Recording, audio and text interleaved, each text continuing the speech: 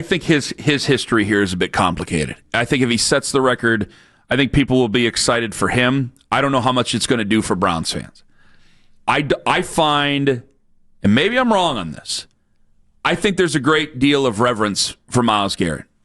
I think he's respected by Browns fans. I think he's respected for his great play. I don't think he's beloved.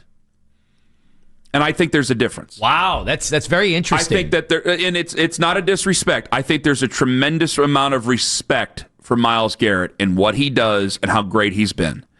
But when I think of beloved Browns players, I think there's a difference between, when I think of beloved Cleveland athletes, I think there's a difference between how great they were as a player and how much fans really love them. That's interesting. Jose Ramirez, you say, is beloved. Jose is beloved. Why is he beloved? Because he's so good. I'm not even disagreeing with you. He stayed.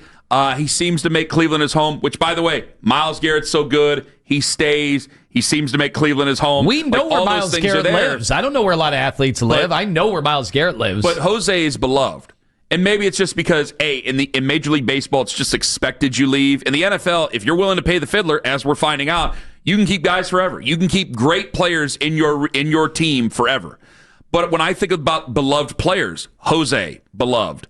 Joe Thomas, beloved. Nick Chubb, beloved. Nick Chubb is not going to go to the Hall of Fame. Myles Garrett's going to be a first-ballot Hall of Famer. I'm willing to bet there's more people in Cleveland who love Nick Chubb than love Myles Garrett.